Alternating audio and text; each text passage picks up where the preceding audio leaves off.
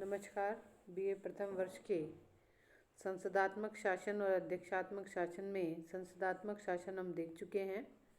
आज हम जो हमारा टॉपिक शुरू करेंगे उसका नाम है अध्यक्षात्मक शासन। अध्यक्षात्मक शासन व्यवस्था में सबसे बड़ी बात जो अध्यक्ष है वो महत्वपूर्ण है। शासन प्रणालियों में विभिन्न प्रकार की हैं। कहीं संसदीय हैं तो कहीं अध्यक्षात्मक शासन प्रणालियां हैं, कहीं संघात्मक शासन है तो कहीं एकात्मक शासन है। तो आज हम अध्यक्षात्मक शासन यानी प्रेसिडेंशियल सिस्टम के बारे में पढ़ेंगे, जिस शासन व्यवस्था में कार्यपालिका का प्रधान व्यवस्थापिका से बिल्कुल अलग होता है और शासन विभाग का प्रधान एक ऐसा व्यक्ति होता है जो व्यवस्थापिका के प्रति उत्तरदायी नहीं होता है। उस शासन व्यवस्था को हम अध्यक्षात्मक शासन व्यवस्था कहते हैं। यानी कार्यपालिका का जो प्रधान है, जो कार्यपालिका का सर्वोच्च पदाधिकारी है, वो व्यवस्थापिका से बिल्कुल अलग है और दूसरी बात, वो व्यवस्थापिका के प्रति उत्तरदायी भी नहीं है। ऐसी शासन व्यवस्थाएं अध्यक्षात्मक शासन व्यवस्थाएं कहलाती हैं।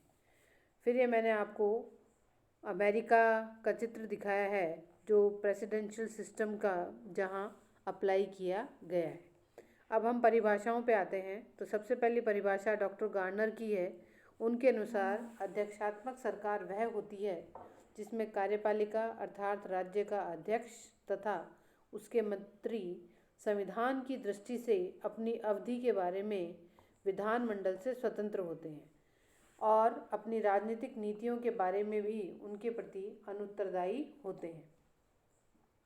तो यहाँ हमें दो चीज़ें देखने को मिली हैं कि राज्य का अध्यक्ष और उसके मंत्री संविधान की दृष्टि से अपने कार्यकाल के लिए विधानमंडल से स्वतंत्र हैं। यानी विधानमंडल में ऐसा कोई विधेयक या ऐसी कोई तरीका नहीं है, सिर्फ महाभियोग को छोड़कर, कि विधानमंडल किसी राज्य के अध्यक्ष को हटा सके। और वो साथ ही अपनी राजनीतिक नीतियों के लिए भी विधानमंडल के प्रति अनुत्तरदायी रहते हैं। अगली जो परिभाषा है वो गैटले की है। उनके अनुसार अध्यक्षात्मक शासन वह प्रणाली है जिसमें कार्यपालिका का प्रधान अपने कार्यकाल और बहुत कुछ सीमा तक अपनी नीतियों और कार्यों के बारे में विधानमंडल से स्वतंत्र होते हैं। कार्यपालिका प्रधान अपने कार्यकाल और बहुत सीमा तक अपनी नीति और कार्यों के बारे में विधानमंडल से स्वतंत्र होते हैं। यहाँ एक बात हमें देखने को या समझने को मिल रही है कि कार्यपालिका का जो प्रधान है वो व्यवस्थापिका से यानी विधानसभा से या विधायिका से बिल्कुल स्वतंत्र है। न उसका निर्वाचन में विधायिका का कोई रोल है और ना ही उसके कार्यकाल को कम या बढ़ाने में किसी प्रकार से विधायिका का रोल है। तो ऐसे में राज्य की वह शासन प्रणाली जिसमें कार्यकाल निश्चित हो, साथ ही वह विधानसभा से या विधायिका से स्वतंत्र हो, वह अध्यक्षात्मक शासन प्रणाली कहलाती है। फिर हम आते हैं कि अध्यक्षात्मक शासन प्रणाली का आधार क्या है। यहाँ आधार है शक्ति पृथक्करण का सिद्धांत। मॉन्टेस्क्यू जो शक्ति पृथक्करण का सिद्धांत लेके आए थे, उनके लिए जो रोल मॉडल था वो ब्रिटेन था, पर वास्तव में ब्रिटेन में शक्ति पृथक्करण का सिद्धांत लागू ही नहीं होता था। शक्ति पृथक्करण का सिद्धांत का अभिप्राय ये है कि कार्यपालिका, व्यवस्थापिका और न्यायपालिका सभी एक दूसरे से पृथक और स्वतंत्र रहकर अपने कार्य करते हैं। कार्यपालिका की शक्तियाँ राष्ट्रपति में ही निहित होती हैं, जिसका प्रयोग वह स्वतंत्रतापूर्वक करता है, और राष्ट्रपति या उसके मंत्री व्यवस्थापिका के न तो सदस्य होते हैं और न ही उसकी कार्यवाही में भाग लेते हैं।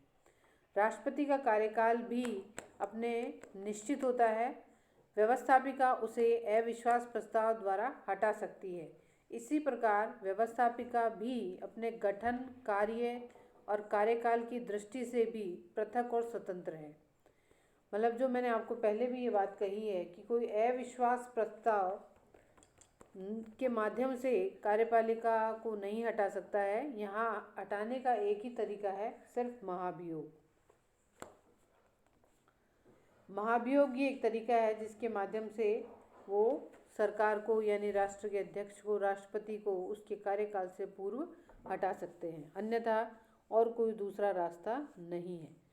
फिर है countries with presidential government system. ऐसे कौन कौन से राष्ट्र हैं जहाँ पर ये शासन व्यवस्था पाई जाती है, ये शासन प्रणाली है? उसमें है संयुक्त राज्य अमेरिका, जहाँ राष्ट्रपति प्रणाली को अपनाने वाले अन्य देश हैं ब्राज़ील, पाकिस्तान, फिलीपींस, लाइबेरिया तथा मध्य और दक्षिणी अमेरिका, लैटिन अमेरिका के अधिकांश देश। देखिए, पाकिस्तान की स्थिति है कि कभी वहाँ पर डेमोक्रेटिक शासन प्रणाली हो जाती है, कभी वहाँ पर नॉन डेमोक्रेटिक हो जाती है। तो ऐसे में ये जो छोटे छोटे राज्य हैं ये अध्यक्षात्मक शासन प्रणाली वाले राज्य कहलाते हैं। अब कुछ राज्य ऐसे हैं जहाँ सेमी प्रेसिडेंटल सिस्टम पाया जाता है, यानी अर्ध अध्यक्षात्मक शासन प्रणाली। सेमी के अंतर्गत कई गणराज्यों में राष्ट्रपति के अधीन एक अतिरिक्त पदाधिकारी और होता है और कार्यकारी शक्ति का दोनों में विभिन्न मात्रा में निहित होती हैं। इसे अर्ध अध्यक्षीय शासन प्रणाली कहा जाता है। यह संसदीय और अध्यक्षीय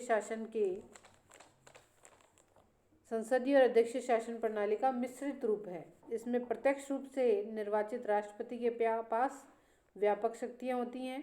राष्ट्रपति प्रधानमंत्री की नियुक्ति संसद से करता है। जहां अध्यक्षात्मक शासन प्रणाली की विशेषता तो पाई जाती है, परंतु साथ ही राष्ट्रपति की स्थिति महत्वपूर्ण और कुछ सीमा तक शक्तिशाली होती है।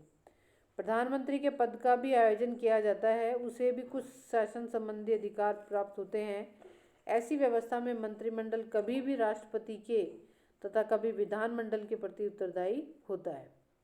ऐसी शासन व्यवस्था जिन देशों में पाई जाती हैं वहाँ है श्रीलंका, फ्रांस, पुर्तगाल, बुल्गारिया और कुछ सीमा तक जर्मनी, रूस, नामीबिया और मोज़म्बिया आदि देश ऐसे हैं जहाँ ऐसी शासन प्रणालियाँ पाई जाती हैं अर्ध अध्यक्षात्मक। श्रीलंका में राष्ट्रपति देश का प्रमुख होता है, प्रधानमंत्री सरकार का प्रमुख होता है। दोनों का चुनाव प्रत्यक्ष मतदान द्वारा होता है। प्रधानमंत्री और उसका मंत्रिपरिषद विधायिका के प्रति जवाबदेह होती है। राष्ट्रपति प्रधानमंत्री और अन्य मंत्रियों की नियुक्ति करता है, परंतु उसे पद से हटा नहीं सकता है क्योंकि वे संसद के प्रति उत्तरदायी होते हैं। फ्रांस में एक व्यवस्थापिका जो मंत्रिमंडल के समक्ष निर्बल था, एक मंत्रिमंडल जो राज्याध्यक्ष के समक्ष निर्बल होता है। इस प्रकार से आज हमने देखा कि अध्यक्षात्मक शासन व्यवस्था है क्या, उसकी परिभाषाएं क्या हैं और कौन कौन से देश हैं जहां अध्यक्षात्मक शासन व्यवस्थाएं पाई जाती हैं और कौन से देश हैं जहां अर्ध अध्यक्षात्मक शासन व्यवस्थाएं पाई जाती। इस प्रकार आज हमारा ये टॉपिक समाप्त हुआ। तो आज हमने पढ़ा अध्यक्षात्मक शासन के बारे में। Stay home, stay safe. Thank you.